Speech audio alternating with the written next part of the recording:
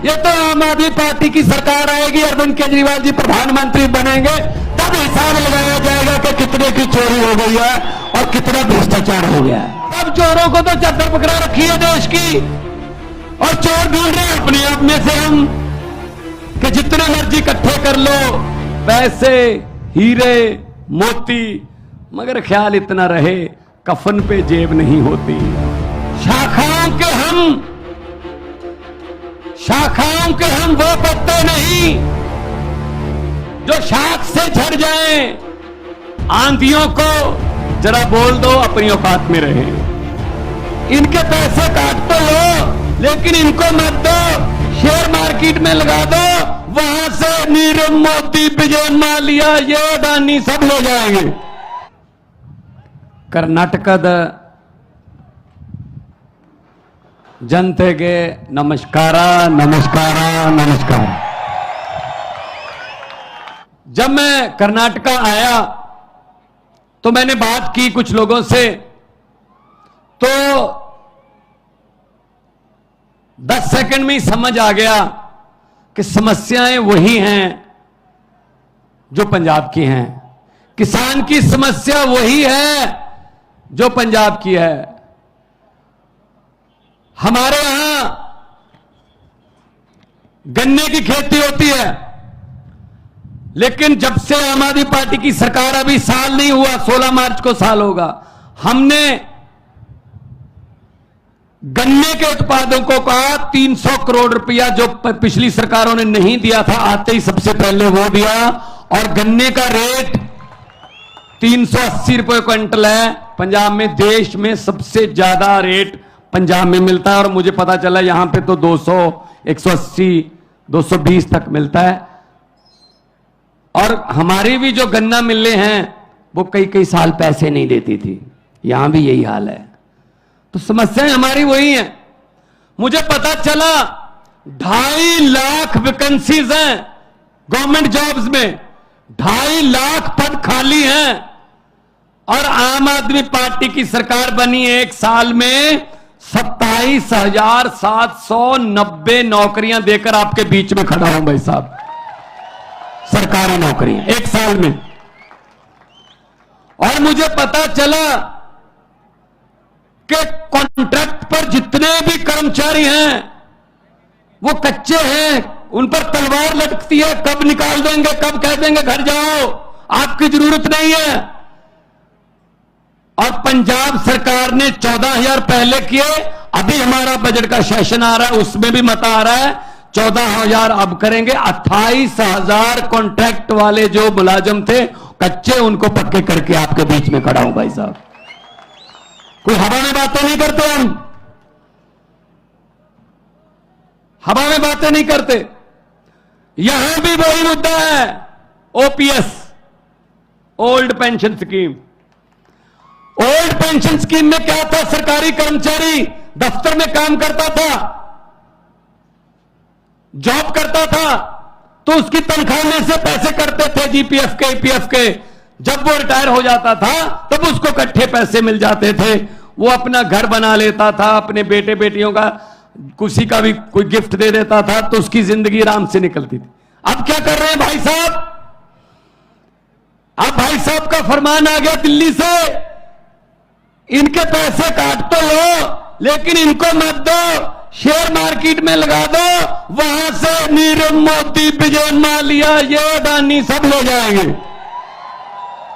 और जब तक आप रिटायर होंगे आपको कहा जाएगा बहुत बहुत धन्यवाद, आपने बहुत अच्छी सरकारी नौकरी की, पेंशन तो आपकी नीरव मोदी ले गया और अडानी ले गया। यह न्यू पेंशन स्कीम है उनकी, that's called new pension scheme. तो हम ओपीएस को हमने अपने पहले नोटिफिकेशन जारी किया, अब हमने कैबिनेट में इसको लेके आए हैं। हम केंद्र के साथ लड़ाई लड़ेंगे कि हमारा पैसा वापस दो, 18,000 करोड़ हमारा जो पेंशन का, old pension, new pension scheme का जो इन्होंने रखा है वो वापस लेने के लिए हम लड़ाई लड़ेंगे, मुलाजमों के साथ लड़ाई लड़ेंगे। तो ये तो इनके कारनामे हैं, हम हवा में बात नहीं करते। अरविंद केजरीवाल जी ने कहा दिल्ली में मैं बिजली फ्री कर दूंगा, अरविंद केजरीवाल जी ने कहा मैं स्कूल अच्छे बना दूंगा, तो मजाक कर रहे थे ये लोग, ऐसे कैसे हो सकता है। जब स्कूल अच्छे बनने शुरू हुए, धीरे धीरे स्कूलों में टीचर्स जो हैं उनको विदेशों में ट्रेनिंग देकर धीरे धीरे बच्चों का रिकॉर्ड, बच्चों का पास प्रतिशत बढ़ता गया। आज दिल्ली के स्कूलों का पास प्रतिशत प्राइवेट स्कूलों से ज्यादा है, 99.7% है जी। मैं तब पंजाब में अभी चुनाव नहीं हुए थे, मैं 2014 से एमपी था, 2019 में भी एमपी था, तो मैं दिल्ली रहता था जब पार्लियामेंट होती थी। सच मानिए, मेरे पास दिल्ली के लोग आते थे, जब कोई पार्लियामेंट में काम करते हैं, जब पार्लियामेंट की कोई गाड़ी चलाता है, जब कोई मिल गया, वैसे उनको पता चल गया भगवंत मान का घर है, तो मेरे पास प्राइवेट स्कूल में एडमिशन के लिए सिफारिश नहीं आती थी। वो कहते थे जी दिल्ली के किसी सरकारी स्कूल में एडमिशन करवा दो, बच्चे की जिंदगी सुधर जाएगी। ये किया अरविंद केजरीवाल जी ने, ये किया मनीष सिसोदिया जी ने। बदले में क्या किया? मनीष सिसोदिया को गिरफ्तार कर लो, स्कूल क्यों बना रहा है। अगर स्कूल बन गए तो देश के नौजवान शिक्षित हो जाएंगे, शिक्षित हो गए तो उनको समझ आ जाएगी कि वोट जो है उसकी कीमत होती है। उनको पता चल जाएगा कि वोट नफरत के नाम पर नहीं, विकास के नाम पर डाला जाता है। इसीलिए वो कहते हैं कि मनीष सिसोदिया को अंदर कर दो। अस्पताल बनाए, मुफ्त इलाज होता है दिल्ली में, चाहे आपने पैरासीटामोल से लेकर बड़े बड़े इलाज 40 लाख तक के ऑपरेशन मुफ्त होते हैं भाई साहब दिल्ली में। इन्होंने कहा क्यों, ऐसा क्यों होता है भाई, लोगों को मरने दो, ऐसा नहीं हो सकता। तो सत्येंद्र जैन को अंदर कर दो जिसने हॉस्पिटल बनाए। ये इनके काम चल रहे हैं। शाखाओं के हम वो पत्ते नहीं जो शाख से झड़ जाएं। आंधियों को जरा बोल दो अपनी औकात में रहें। ऐसे हम पर ईडी सीबीआई ये डालकर आप डरा नहीं सकते हमें, आप डरा नहीं सकते हमें। हम किसी और मिट्टी के बने हुए हैं भाई साहब। और मुझे खुशी, पृथ्वी रेड्डी जी ने मुझे बताया कि देवनागरी में सभी के खातों में 15-15 लाख आ गया है। आया नहीं? आप तो कह रहे थे आ गया सर, हमारे भी नहीं आया जी। 15 लाख की बात छोड़ दो, जो हमारे घर में 2-4 हजार रुपया पड़ा था इमरजेंसी के लिए, नोटबंदी करके वो भी निकलवा के ले गए भाई साहब। ये चल रहा है, अब ये चल रहा है। तो इसलिए हम आए हैं आपके पास। अगर आम आदमी पार्टी को मौका मिलेगा, आम आदमी को मौका मिलेगा। जैसे पंजाब में हमने आते ही करप्शन के लिए, रिश्वत खोरी के खिलाफ एक हेल्पलाइन नंबर जारी किया। भाई साहब, बड़े बड़े मंत्री जो बड़े बड़े पदों पर थे आज जेल की हवा खा रहे हैं। पंजाब में जाकर देखिए या पूछिए, अखबार पढ़ लीजिए, गूगल पे आप सर्च कर लीजिए। एक मंत्री ऐसा आया है हमारे पास जो कांग्रेस के समय मंत्री था, इंडस्ट्री मिनिस्टर था, उसके घर पे छापा मारा। बाकी चीजें तो चलो मिलेंगी, कोई रजिस्ट्रियां, कुछ कोई बैंक के लॉकर, ये वो। उसके घर से 2 नोट गिनने वाली मशीनें भी मिली हैं भाई साहब। ये नोट गिनने वाली मशीनें आम घर में रखता है कोई? ये सिर्फ लुटेरों के घर में ही हो सकती हैं बस, जब बैंक में होती हैं, जहां रिश्वतखोरों के घर पे होती हैं नोट गिनने वाली मशीन। इसका मतलब उसका परिवार नोट गिन गिन के तंग आ गया। उसके परिवार ने कहा जी हमसे हर रोज नहीं गिने जाते, मशीन मंगवा लो। आज टीवी पर देख रहा था, इतने बड़े बड़े नोट के ढेर कर्नाटका में, विधायक के बेटे के घर से 8 करोड़। मैं ना, किसका पैसा है वो? किसका पैसा है? टैक्स देते हैं, तुम्हारा पैसा है, जनता का पैसा है वो। हम टैक्स देते हैं। कुछ लोग सोच रहे होंगे भगवंत मान ये क्या कह रहा है, हम कब टैक्स देते हैं? भाई साहब टैक्स देते हो, आपको पता नहीं चलता। सुबह उठते हैं, चाय बनानी है, सिलेंडर का और गैस का चूल्हा जलाना है, आपने लाइटर ऑन किया, टैक्स शुरू, गैस पे टैक्स है, चाय पत्ती डाली टैक्स, चीनी डाली टैक्स, दूध डाला टैक्स, उसके बाद फोन किया टैक्स, बेने डोसा खाया टैक्स, मक्खन पे भी है।